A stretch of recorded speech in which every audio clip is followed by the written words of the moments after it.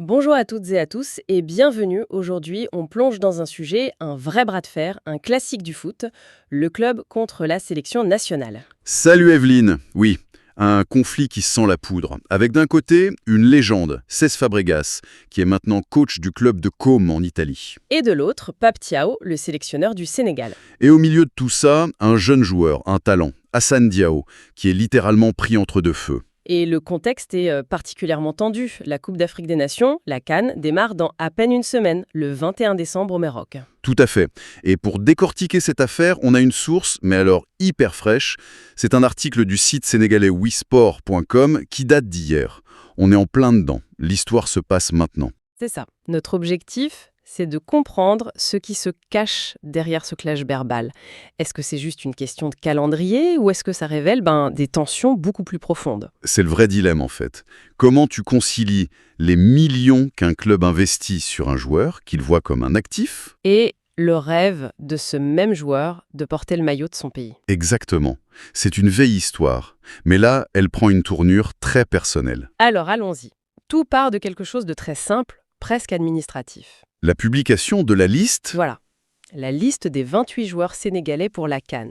Pape Thiaw la dévoile, et là, le nom d'Hassane Diao y figure. C'est l'étincelle. ah mais là c'est plus qu'une étincelle, c'est carrément un incendie.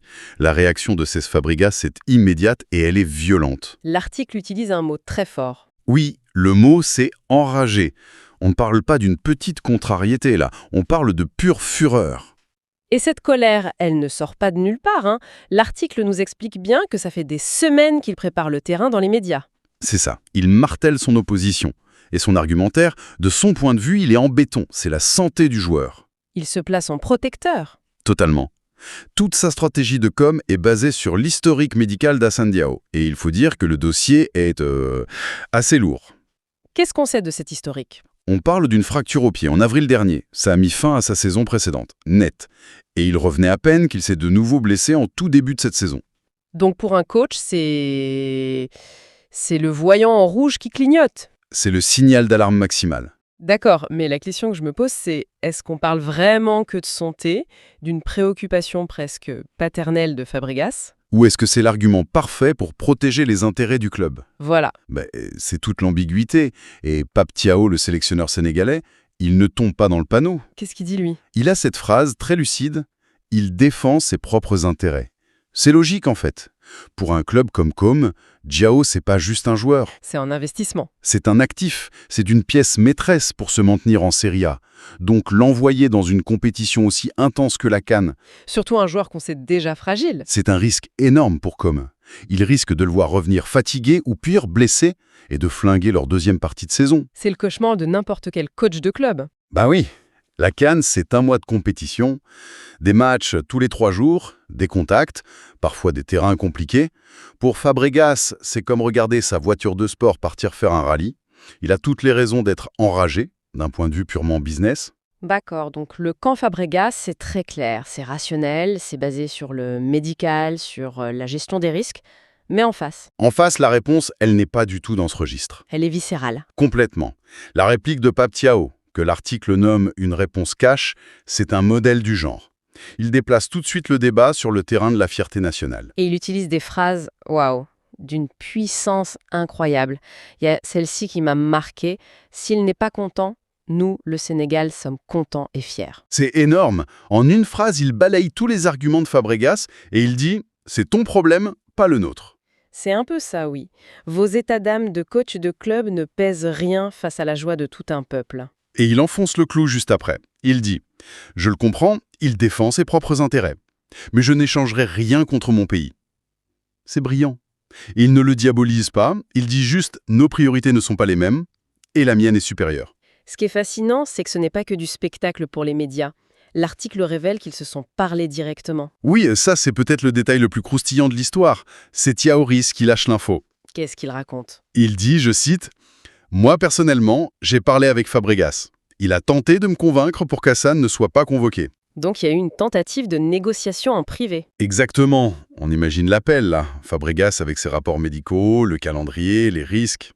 Et de l'autre côté, Thiago qui l'écoute poliment avant de dire merci, mais non merci. C'est ça. Et ça explique pourquoi Fabregas est si enragé publiquement. C'est la frustration de s'être heurté à un mur en privé.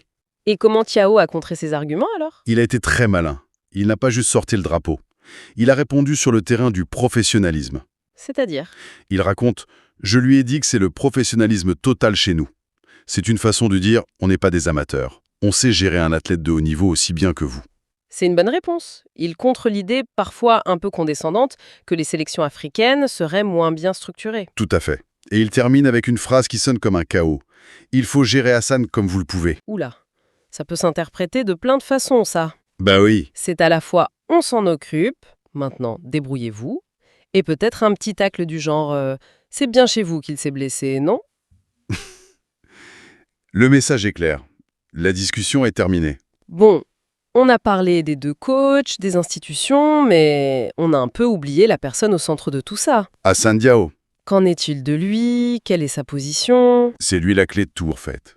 Sans lui, ça reste un conflit institutionnel.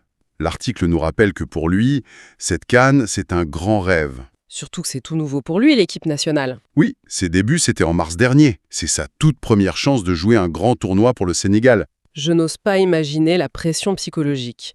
Ton coach en club, qui est une idole du foot mondial, fait tout pour t'empêcher de vivre ton rêve. Ça doit être terriblement compliqué. D'après l'article, c'est sa convocation en novembre qui a vraiment mis le feu aux poudres. Fabregas espérait sans doute qu'on le laisse tranquille pour qu'il récupère en club. Et là arrive l'information qui, pour moi, change toute la perspective de l'affaire. L'information capitale, le véritable arbitre du duel. Et c'est Pape Thiaw qui la donne. Oui, c'est le coup de grâce. Il ne dit pas seulement « je l'ai sélectionné ». Il dit, et c'est fondamental, Hassan a fait part de sa détermination de venir. Et là, tout bascule. Tout bascule, parce que c'est ce que Fabregas n'est plus en conflit avec une fédération à des milliers de kilomètres. Il est en opposition directe avec le souhait de son propre joueur. Voilà. Et ça, dans un vestiaire, ça peut faire très très mal. Aller contre le rêve d'un de tes joueurs clés sur un sujet aussi passionnel que la sélection, c'est risqué. Ça peut briser une relation de confiance. Carrément. Il faut comprendre ce que la CAN représente. Ce n'est pas qu'un tournoi. Pour un joueur africain, c'est souvent le Graal. Une fierté immense. Immense, oui. Et il y a aussi le côté vitrine. Un joueur qui explose à la CAN, sa valeur peut doubler, tripler.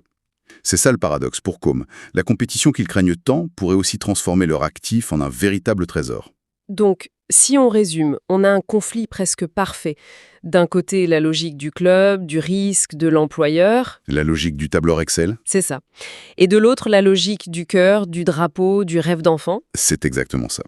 Et l'article se termine sur une phrase de Pape Thiaw, qui se veut apaisante, mais qui est, je trouve, pleine d'ironie. Laquelle? Il dit « Le problème est réglé. Ah oui, mais réglé. Vraiment. On sait que Fabregas est toujours enragé. La relation entre le club et la fédération doit être glaciale. » Réglé est un bien grand mot. Disons que pour cette CAN, la bataille est gagnée par le Sénégal, parce que le joueur est dans l'avion. Mais la guerre, La guerre est loin d'être finie. Qu'est-ce qui va se passer à son retour? S'il est blessé? le problème n'est pas réglé, il est juste mis en pause. Chaque petite alerte physique sur Hassan Diao va devenir une source de tension. Et ça nous amène à une question de fond, qui dépasse ce qu'apprécie. Oui, pour l'instant, la sélection a gagné, parce qu'elle était alignée avec la volonté du joueur. C'était son arme absolue. Mais Mais ça met en lumière une tension fondamentale dans le foot moderne. À qui appartient vraiment un joueur? Au club qui le paye des millions? ou à la nation qui lui a donné un passeport. Voilà. Et ce genre de bras de fer, on va en voir de plus en plus, avec les enjeux financiers qui explosent. Et ça pose une dernière question. Je t'écoute. Si un jour, un club est prêt à mettre une prime tellement énorme sur la table pour qu'un joueur refuse sa sélection, est-ce que la logique du cœur pèsera toujours aussi lourd que celle du portefeuille?